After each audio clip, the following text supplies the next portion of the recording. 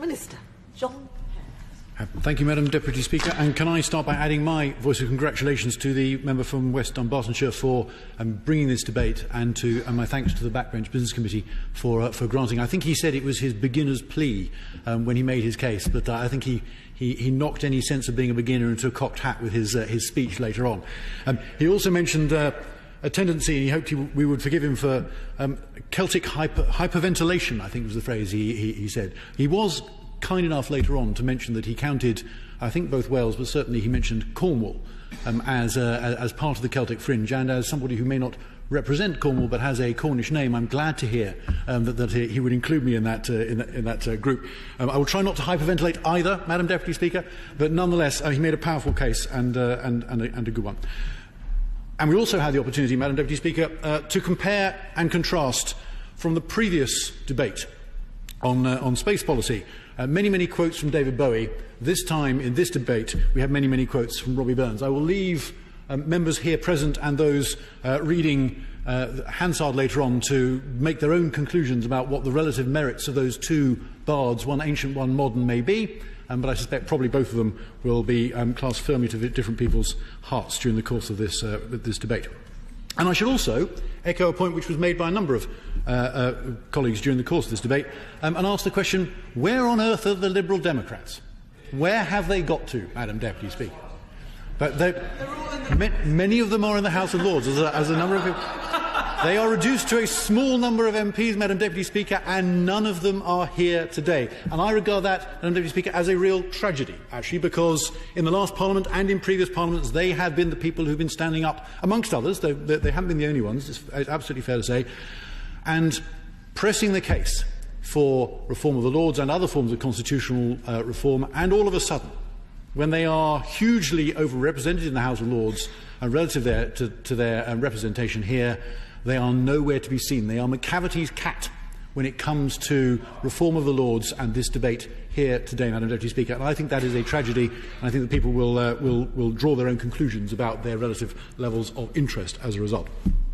Now, the honourable gentleman for West Dunbartonshire encapsulated a series of criticisms of the Lords which have been echoed widely by many members here present. I will not go through them all in huge detail for the purposes of my summing up, but broadly speaking, he made the point in a variety of different ways that the level of democratic legitimacy in the House of Lords is incredibly low. The only group that are actually elected are the hereditary peers, the 92, and they are elected from an electoral college.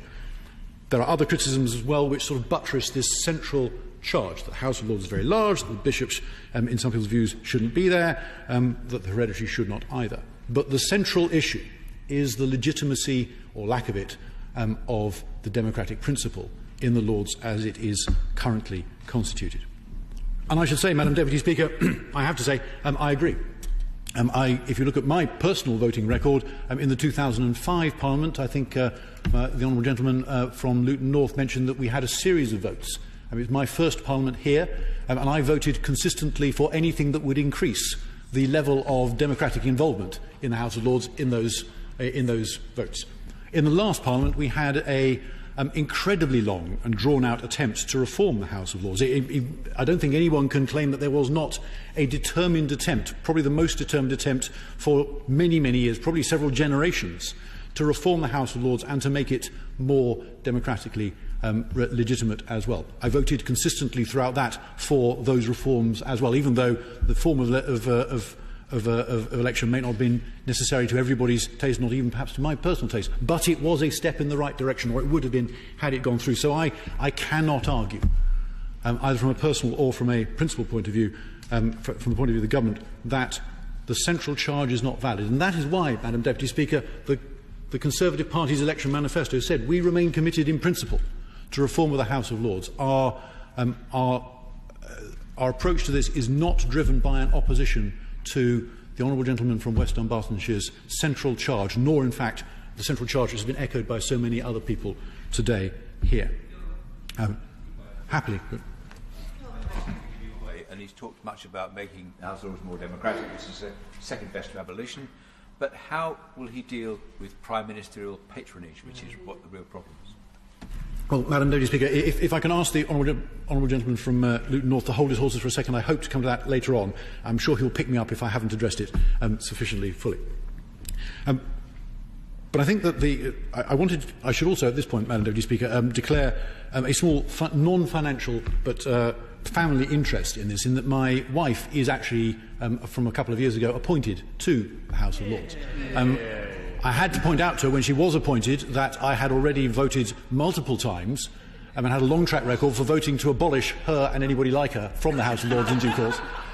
She has forgiven me from this, Madam Deputy Speaker, and relations over the family breakfast table are not too strained. I'm sure the House will be delighted to hear. But I would like to just reassure everybody that my personal views have not changed on this, even though there is a family involvement on the other end, and I would, given the chance, vote to make them far more democratically legitimate as well. I also started, Madam Deputy Speaker, by assuming, I think not necessarily entirely correctly, that the SNP was exclusively and purely a unicameralist party. And I think we've heard support for that view from many members during the course of this debate, and also from the member from Luton North, and I think to some degree from my honourable friend from Cleethorpes as well. But I think, and I hope I'm not putting words in anybody's mouth, that I heard some degree of qualified willingness to consider at least a more democratically legitimate second chamber as an alternative to perhaps the favoured view of a unicameralist view. But perhaps the honourable gentleman can put me right in his intervention. Clarifying that point, the view of the SNP and the Scottish Government was that had we won the referendum last year, we wouldn't have needed a second chamber in Scotland because the Scottish Parliament is working effectively. This Parliament, in the view of the SNP, is not working effectively, and therefore a second chamber is beneficial, but it must be democratically elected. Yeah. Well, Madam Deputy Speaker, that's very helpful, and I think assists us all in sort of clarifying where the SNP's view is on that. And I think that leads me on, therefore, to talk about what the opportunities are for reform, because I and the government would certainly favour keeping a second chamber, making it more effective if the opportunity ever presented itself. But I think that there are huge advantages to having an effective second chamber, certainly here. And the reason why I say that, Madam Deputy Speaker, is that often the level of scrutiny which is imposed on any government in that second chamber is not a comfortable experience. It's not a comfortable experience for previous Labour governments. It's not always a comfortable experience for Conservative or even for coalition governments either. But even though it is not necessarily easy, even though it is not necessarily comfortable, on occasions it can be incredibly frustrating, I do believe that it is democratically justified. I do believe it is democratically desirable, and it results, at least in Westminster, I think, in better law. I went, Madam Deputy Speaker, along to the Lords yesterday, and I stood at the bar of the Lords' House listening to their debate on the Strathclyde Review. And I challenge anybody to believe that that was not a high-quality and very capable discussion. It was, at a very high level, very, very capable and very, very clearly expressed. They have a great deal to offer, whether or not their legitimacy is high or low. And therefore, I think that we would be the poorer, our democracy would be the poorer, without a revising second chamber. But I also think that we need to be careful, as a number of colleagues have said on both sides of the House, to be careful about their powers and about their composition.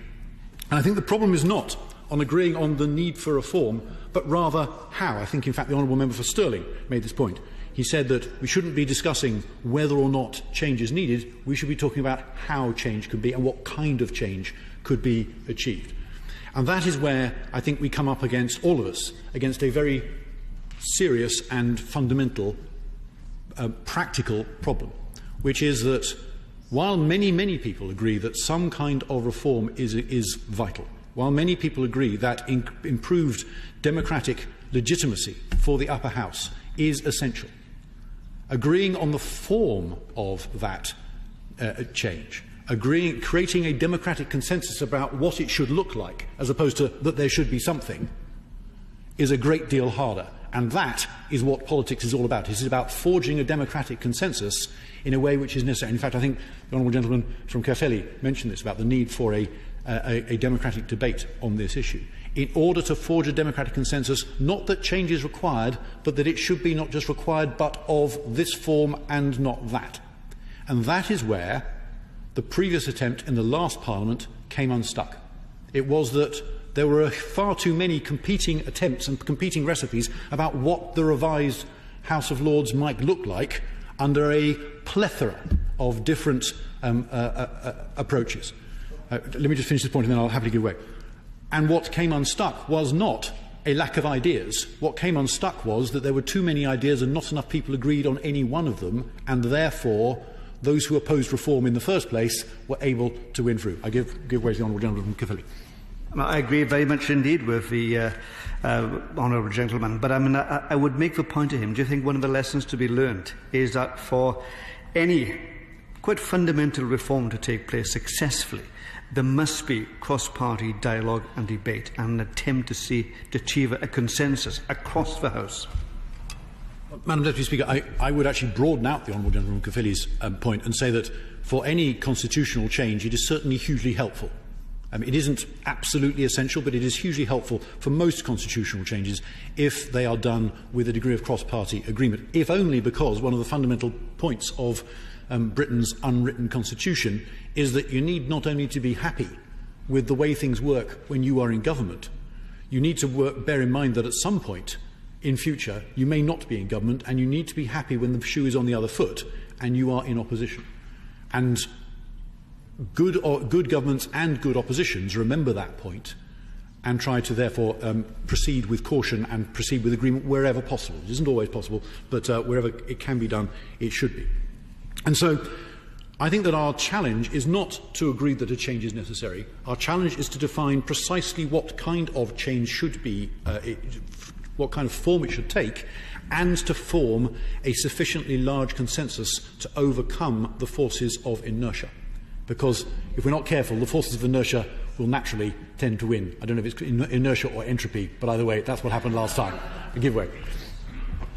Would the Minister agree as well that part of the difficulty in arriving at a consensus on this is a lot of the vested interests that are served by the Lords in the history of the appointees to that body, and that it would be useful as well to bring in members of the public to get that kind of more open outlook on what a new constitutional arrangement might be?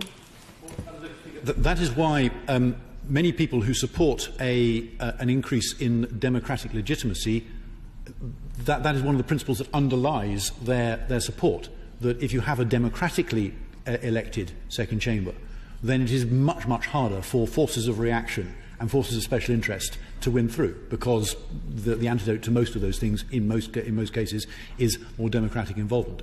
So I think the sort of her question encloses its own answer, if I can put it that way, and I would certainly support that point. Our problem, therefore, is choosing, not if, but how.